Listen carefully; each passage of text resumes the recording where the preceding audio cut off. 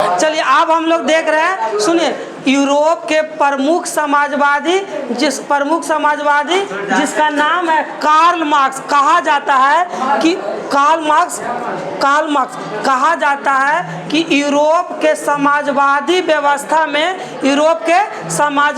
व्यवस्था में Karl Marx नामक व्यक्ति एक मील का पत्थर साबित हुए। इन्हीं व्यक्ति से पहले का समाजवादी यूटोपियन समाजवादी कहलाता था, और इसके बाद वाला जो समाजवादी आया उसको कौन सा समाजवादी बोला गया? आधुनिक समाजवादी, लेटेस्ट सोशलिस्ट समाजवादी बोला गया था। देखिए, इस कार्ल मार्क्स के बारे में हम लोग परिचय सबसे पहले पढ़ेंगे कि कार्ल मार्क्स का जन्म कहाँ हुआ था, कार्ल मार्क्स के पिता का नाम क्या था, यानी पूरा का पूरा कार्ल मार्क्स का एक इंट्रोडक्शन लेंगे। इनको बचपन में किस लड़की से प्यार था, और प्यार एक हम लोग गाना सुने होंगे ना, हाँ, बचपन का प्यार मेरा, वाह। तो चलिए पहले कार्ल मार्क्स दे करके डैश दो, एक इंट्रोडक्शन इसके बारे में लिखते चलते हैं। नहीं, अगला टॉपिक है, एक नया टॉपिक है कार्ल मार्क्स, ठीक है ना। पहले लिखे कार्ल मार्क्स का जन्म। कार्ल मार्क्स का जन्म कब हुआ था? जन्म हुआ था 5 मई 1818 ईस्वी। 1818 ईस्वी। ये इनका जन्म कहाँ हुआ था, तो इसको ब्रैकेट में लिख लो,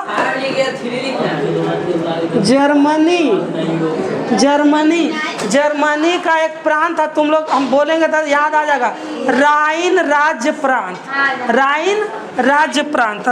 प्रांत में हुआ था। हाँ, अब देखो राइन प्रांत तो बहुत बड़ा था ना। जैसे अगर हमसे कोई पूछेगा कि आपका जन्म कब हुआ था, तो हम बोल देंगे कि भारत तो बहुत बड़ा है। भारत में कहाँ को खोजते रहेगा, तो फिर बताएंगे कि बिहार, तो बिहार भी तो बहुत बड़ा है। फिर बताएंगे जिला, फिर बताएंगे गांव। तो उसी प्रकार से इसका जन्म होता है जर्मनी देश में। जर्मनी देश के किस प्रांत में? राइन प्रांत में। और किस नगर में? तो नगर का नाम था ट्रियर नगर।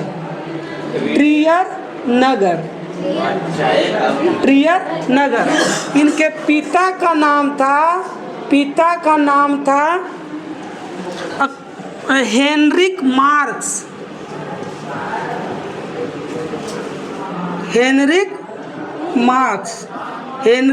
मार्क्स। इनका धर्म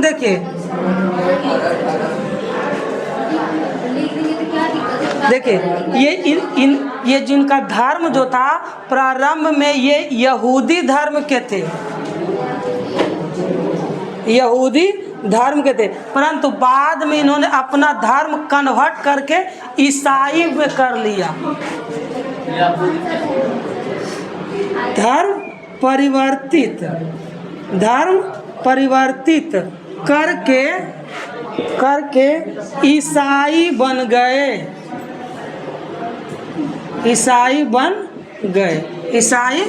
गए। इनका जो शिक्षा दीक्षा हुआ बाबू, शिक्षा ऐसा नहीं मानना। अच्छा, इनके जो पिता का व्यवसाय था ना, उनके बगल में लिख लेना, ये बहुत बड़ा वकील थे। वकील थे।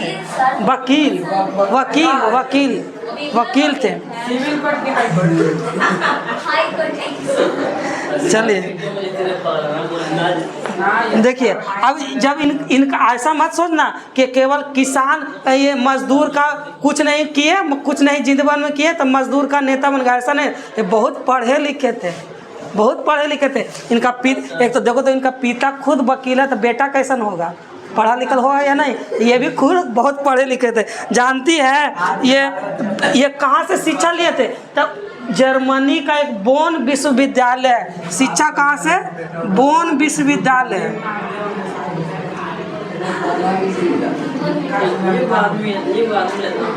बोन विश्वविद्यालय और बर्लिन विश्वविद्यालय से पढ़े थे बाबू।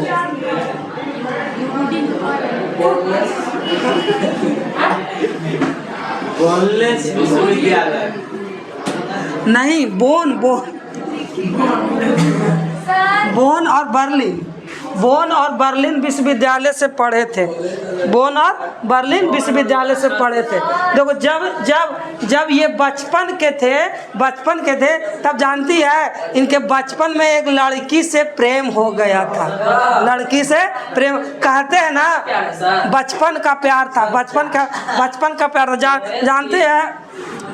सुनो, इनका विवाह हुआ था, विवाह 1843 ईस्वी में, 1843 ईस्वी में लिख लीजिएगा।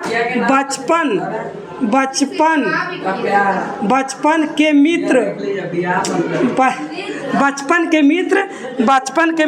जेनी से हुआ था, जेनी से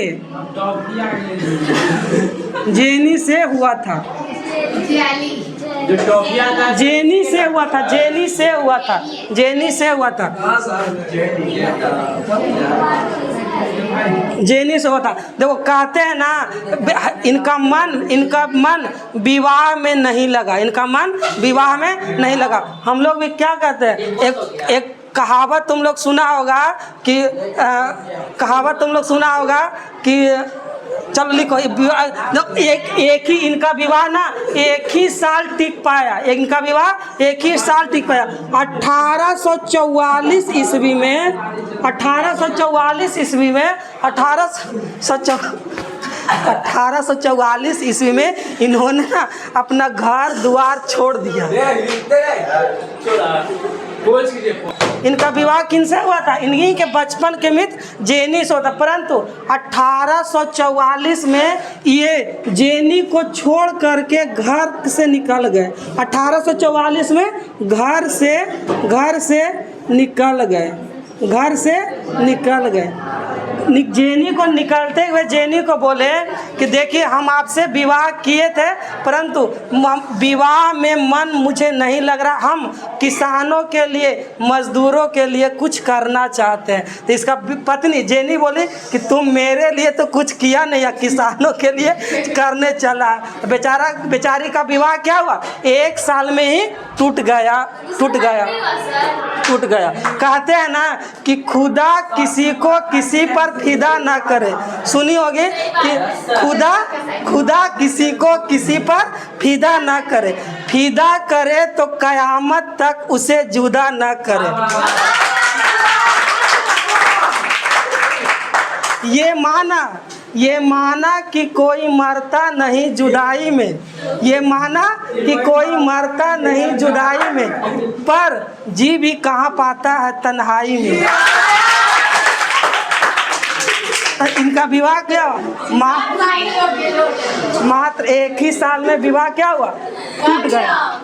सुनिए, जब ये अपना घर छोड़ करके बाहर निकले, तब 1844 में, सुनो ध्यान से, 1844 में ये कहाँ पहुँच गए, पेरिस चले गए। 1844 में पेरिस चले गए, फ्रांस की राजधानी पेरिस चले गए। पेरिस में ही इन्हीं की तरह, यानी वो भी मजदूरों का नेता था, किसानों का नेता था, मजदूरों के भलाई के लिए लड़ रहा था। 1844 में पेरिस में फ्रेडरिक एंगल्स से इनका मुलाकात हुआ।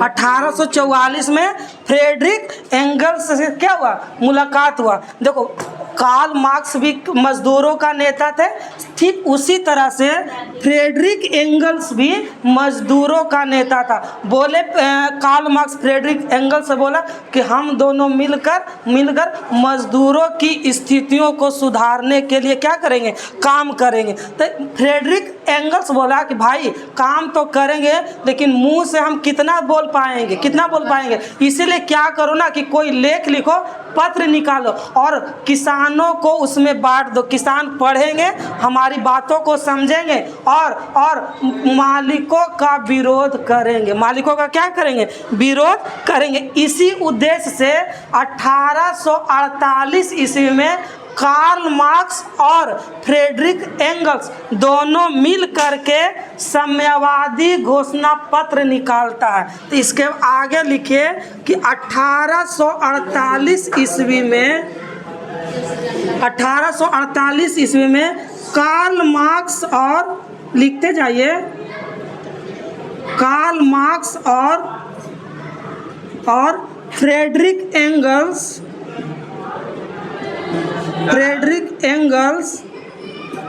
कार्ल मार्क्स और फ्रेडरिक एंगल्स साम्यवादी घोषणा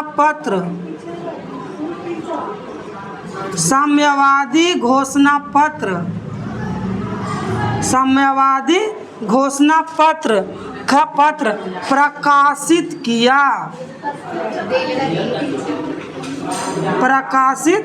किया।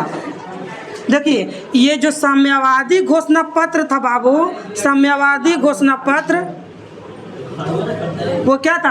तो मजदूरों को जगाने का काम किया। इस घोषणा पत्र में लिखा गया कि यूरोप के मजदूर एक हो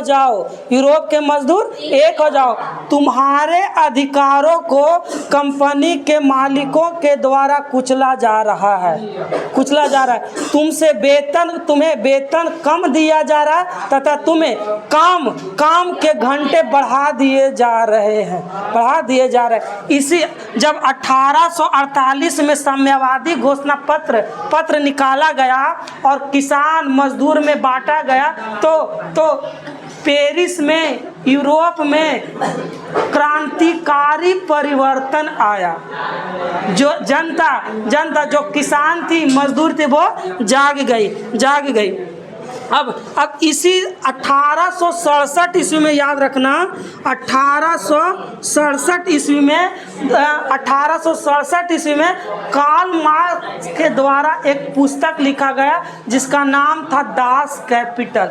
यह दास कैपिटल यूरोप में इतना प्रसिद्ध हुआ कि इसे मजदूरों का बाइबिल, मजदूरों का, समाजवादियों का बाइबिल कहा गया। जैसे हमारा पुस्तक धर्म ग्रंथ है ना, रामायण है, महाभारत है, ठीक उसी प्रकार से समाजवादियों का जो बाइबिल होता है ना, ईसाई धर्म का सबसे बड़ा जो किताब होता है, धार्मिक किताब, वो बाइबिल होता है। तो समाजवादियों का जो बाइबिल कहा गया वो दास कैपिटल को कहा गया। तो लिखिए 1867 ईस्वी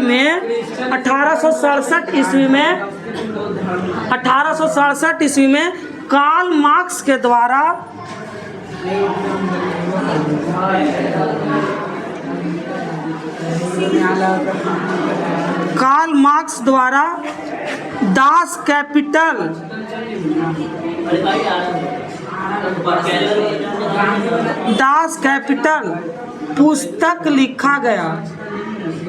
दास कैपिटल पुस्तक लिखा गया। आगे लिख लीजिएगा कि दास कैपिटल को पूछेगा क्वेश्चन कि किस पुस्तक को समाजवादियों का बाइबिल कहा जाता है? दास कैपिटल को। तो अगला क्वेश्चन लिख लीजिएगा कि दास कैपिटल को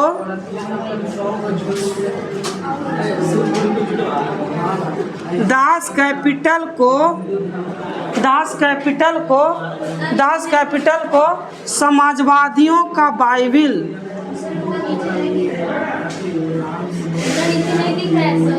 अच्छा ठीक, समाजवादियों